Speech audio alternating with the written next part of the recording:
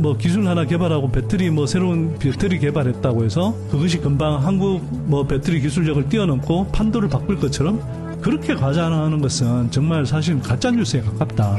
국산 배터리의 점유율, 다운계 배터리의 점유율이 내려가면서 LFP 배터리의 점유율이 올라오는 게 아닌데도 불구하고 마치 LFP 배터리 올라와서 다운계 배터리는 지금 찬밥 신세 돼가고 있는 것처럼 그렇게 표현하는 건 잘못된 보도고 가짜뉴스에 가깝다. 저는 이렇게 생각을 하고요. 이 기사가 이야기한 건 아직 실체는 확인되지 않았으며 과거에도 원가 기술 문제 등으로 양산 적용이 한참 걸리거나 실제 양산이 안 된 경우가 많았다. 예, 한 배터리 업계 관계자는 시제품까지는 가능하겠지만 단가가 높아져 실제 양산까지는 어려울 것이라고 추측했다.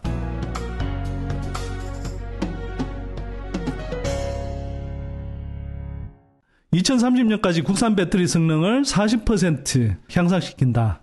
또 완전 자율주행 상용화한다. 뭐 이런 식의 이제 오늘 기사가 나왔더라고요. 이게 이제 과기정통부가 국가전략기술특위 개최해서 이 같은 그 목표를 담은 반도체, 디스플레이, 첨단 모빌리티 등 3개 분야의 국가전략기술 임무중심 전략 로드맵을 심의 의결했다. 이렇게 이제 기사가 되어 있는데요. 리튬 이온 전지의 이론적인 최고 성능을 달성할 수 있도록 한다. 그래서 지금 배터리 성능보다도 향후 한 7년 정도에 걸쳐서 40% 이상 향상된 성능을 추구하겠다. 이렇게 이야기하는 거죠. 최근에 이제 중국 배터리, 특히 LFP 배터리의 이제 시장 비중 확대와 관련해서 막 이협론이 이제 제기가 되고 있죠. 그러나 뭐 물론 중국 업체들도 열심히 개발한 거 맞고요. 근데 한국 업체들도 열심히 개발하고 개발할 수밖에 없다. 그 경쟁에서 누가 우위에 설 거냐. 이건데 한국 업체들이 단연코 앞서갈 가능성이 높다. 특히 향후에 펼쳐지는 중국 시장을 제외한 북미, 유럽 시장은 정도의 차이가 있을 뿐이지 그러니까 한국 업체들이 우위를 점할 가능성이 높다. 그리고 특히 미국 시장에서는 압도적인 우위를 계속 점할 수밖에 없다. 그 사실에 변함이 없다라는 걸 다시 한번 강조하고요. LFP 배터리가 대세라고 이렇게 돼 있죠. 그 최근에 와서 이제 중국 LFP 배터리가 계속 약진하고 있고 그게 두 가지 측면에서 기술적인 측면에서 LFP 배터리가 계속 기술 개발을 아주 강하게 드라이브를 걸고 하고 있어서 좋은 성능의 그런 배터리를 개발하고 있다. 뭐 이런 소식. 플러스 또 한쪽은 LFP 배터리를 채택한 전기차, 수요가 전기차가 계속 늘어나고 그러면서 LFP 배터리의 시장 점유율이 점점 높아지고 있다. 뭐 이런 이야기를 하고 있습니다. 그래서 이 이야기 또는 주장들의 허실을 한번 좀 짚어보는 시간을 좀 가질 텐데요. 기본적으로 내용이 뭐냐면 이제 기사 내용을 하나씩 조금 읽어보면서 이야기를 하십시다. 제가 부연 설명을 조금씩 해드릴게요. LFP 배터리의 시장 점유율 확대로 K배터리 이협론이 제기된다. 하지만 전문가들은 국내 주력 배터리인 삼원계 배터리와의 근본적인 성능 차이는 넘어설 수 없을 것으로 보고 있다. 뭐 이렇게 돼 있고요. 그래서 업계에 따르면 국내 배터리 제조사들은 삼원계 배터리와 LFP 배터리를 직접적인 경쟁 관계가 아닌 별개의 세그먼트로 보고 있다. 타깃 시장이 다른 만큼 LFP 배터리 고성장은 포트폴리오 다변화 차원으로 봐야 한다는 입장이다. 이렇게 되어 있습니다. 제가 볼 때는 굳이 이제 표현하자면 중국이 잘하는 걸로 한국을 따라오려고 하는 건데 LFP 배터리로 따라오려고 하는 건데 중국은 나름대로 이제 중국 배터리의 약점을 커버하고 장점을 좀 강화하려는 방향으로 움직일 거고 한국도 하이니켈 배터리를 비롯한 그 다운계 배터리의 뭐 에너지 밀도를 계속 높여가고 또 한편으로는 단가를 낮추려는 노력 계속 하는 거죠.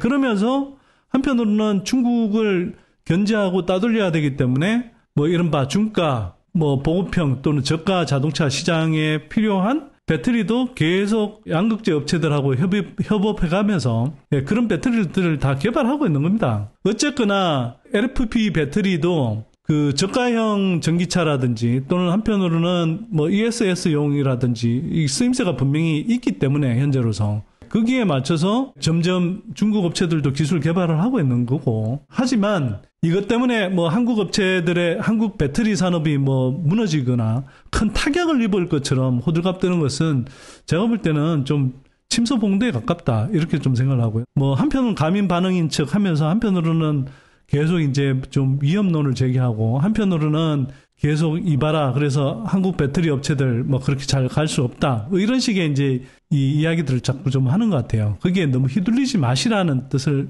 이야기를 드립니다. 다만 중국이 한국 다음으로 기술력도 있고 또 그 한국과 그나마 이제 경쟁 상대가 되는 뭐 미국을 제외한 유럽에서는 또 물량 공세를 펼치고 있는 업체들이기 때문에 경계심을 가져야 되고 얘네들의 동향이 어떤지 이런 건 파악은 해야 되죠. 그러나 뭐 기술 하나 개발하고 배터리 뭐 새로운 배터리 개발했다고 해서 그것이 금방 한국 뭐 배터리 기술력을 뛰어넘고 판도를 바꿀 것처럼 그렇게 과장하는 것은 정말 사실 가짜 뉴스에 가깝다. 그런 관점에서 한번 좀 들여다보자고요. 아시다시피 LFP 배터리는 삼원계 배터리 대비해서 원가가 좀 저렴한 게 맞죠. 그런데 이게 지금같이 중국 시장이 공급 과잉이고 그렇게 해서 리튬 가격이 떨어지고 있을 때는 상대적으로 그 리튬을 다원계보다 더 많이 쓰는 LFP 배터리의 원가 경쟁력이 조금 더 부각될 수 있습니다. 근데 리튬 가격이 올라가는 시점에서는요, LFP 배터리의 원가 경쟁력이 다시 떨어져요.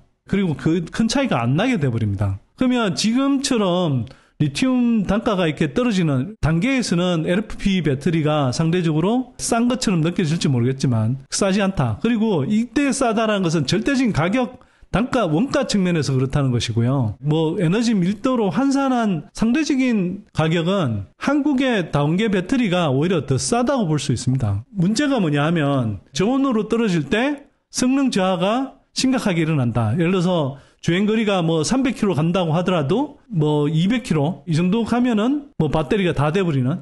그러면 사실 200km라고 그러지만 여러분들 전기차 타보신 분들은 알아요. 이게 아직은 전기차 충전 인프라가 곳곳에 뭐 잘 돼 있지 않기 때문에 그렇게까지 뭐 예를 들어서 눈금이 50km 이하로 떨어지기 시작하면 그때부터는 엄청 불안해지는 거거든요. 그럼 자불안석입니다.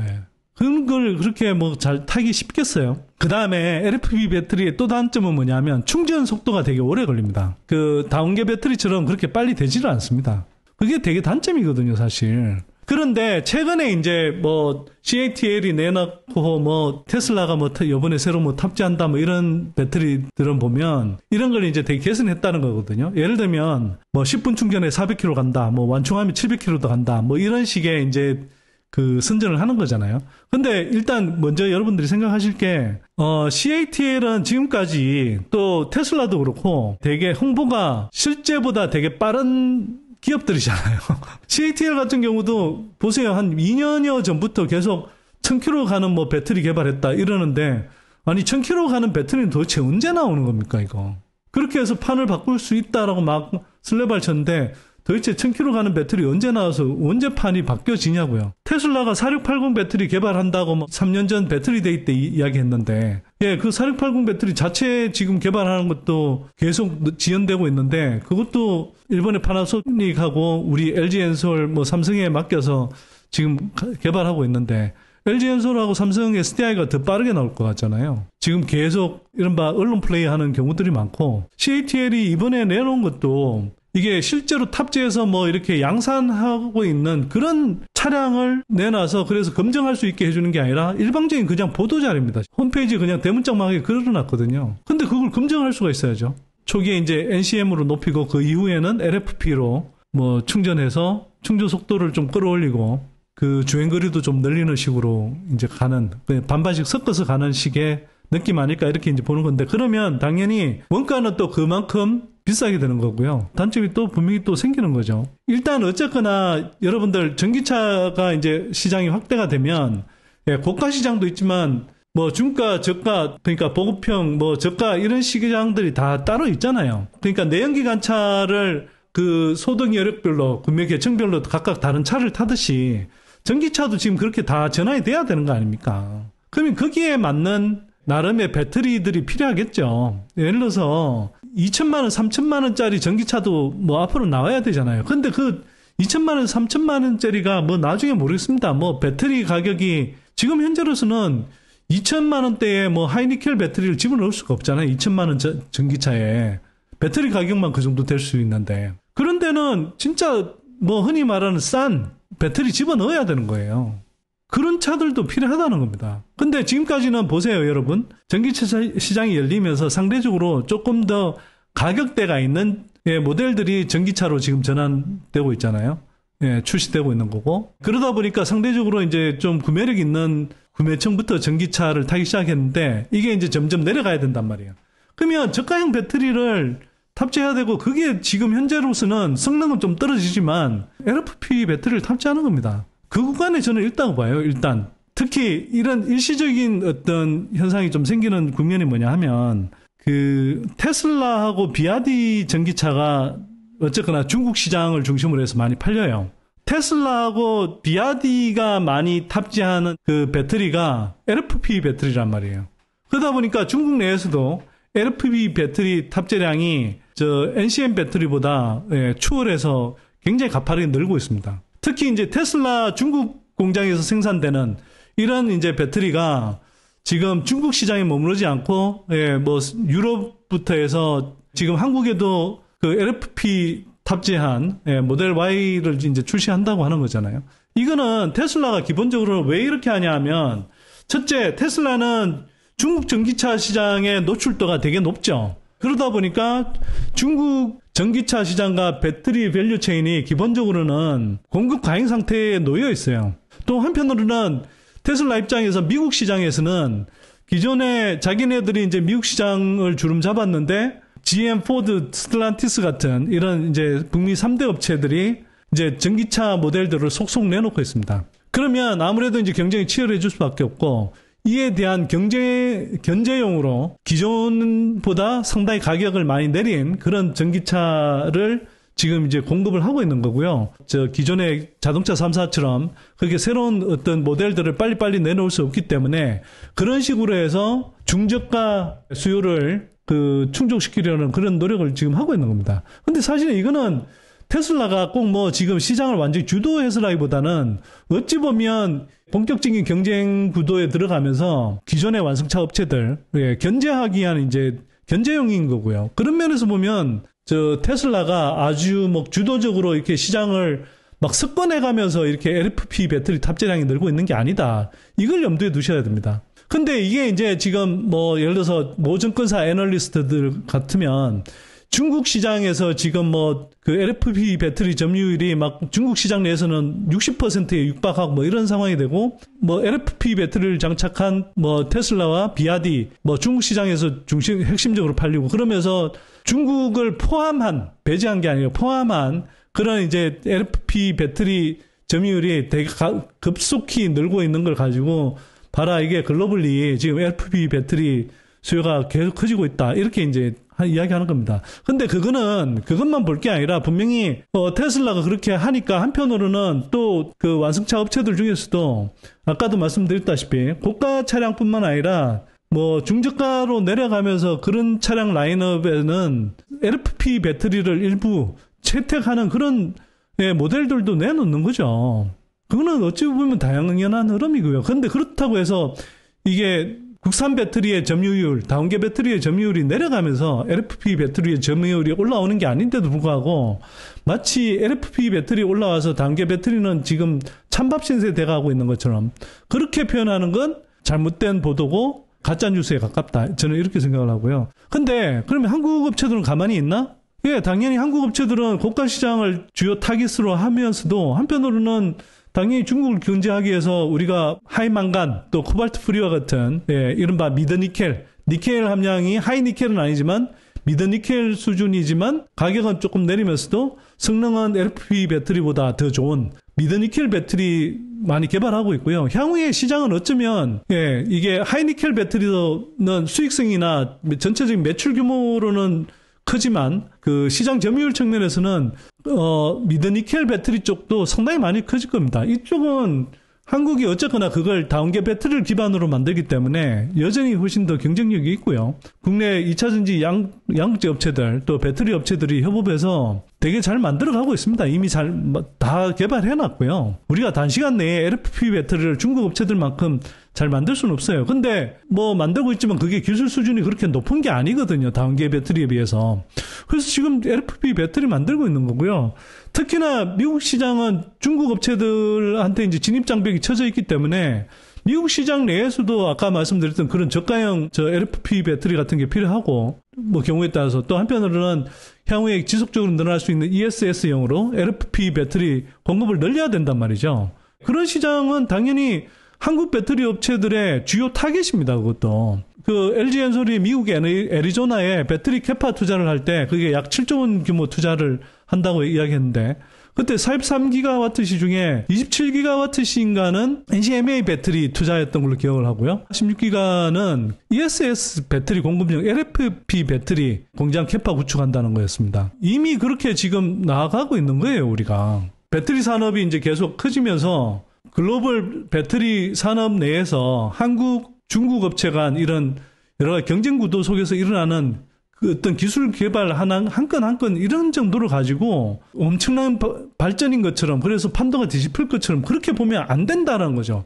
근데 자꾸 그렇게 보도하는 언론과 그렇게 자꾸 코멘트하는 애널들이 있으면 그 사람들은 뭔가 이상한 속내가 있는 거 아닌가 이런 의구심을 좀 갖게 된다는 겁니다. 그렇게 보시면 좋을 것 같고요. 여기 KB금융지주 경영연구소가 발간한 보고서에 따르면 배터리는 각각의 목적과 용도에 저중 고가 시장을 점점 세분화되면서 성장할 전망이다. 예, 이 판단이 맞는 겁니다. 고가 시장 누가 먹냐? 한국이 먹습니다. 그러면 여러분들 한번 해보세요. 스마트폰 시장에서 1등 누구냐? 애플이잖아요. 삼성 스마트폰이 아니고. 왜? 고가 시장을 먹고 있으니까. 거기에서 같은 스마트폰을 팔아도 훨씬 매출이 크고 수익성이 크잖아요. 향후에 그렇게 될 게 어디냐? 한국 배터리라는 거죠. 자, 한 배터리 업계 관계자는 LFP를 지금 대중화를 위해서 LFP 배터리를 채택하고 있지만 LFP 배터리가 더 대중화될 수는 있어도 태생적으로 에너지 밀도에 한계가 있어 기존 3원계 배터리 시장을 이어가지는 못할 거다. 그 다음에 또 다른 관계자는 자동차 회사들은 배터리를 가능한 많이 확보하고자 하지만 3원계로는 모자라 LFP도 같이 하는 것. 그러니까 3원계를 하고 나서 주로 이제 저가 차량용 중심으로 LFP도 공급받으려고 하는 겁니다. 저온 성능 저하, 짧은 주행거리 등 LFP 배터리 단점을 보완하려면 자주 충전해야 하는데 세계적으로 충전 인프라가 잘 갖춰지지 있지 않은 상태에서 그게 잘 되겠냐 뭐 이렇게 이제 의문을 제기하는 거고요.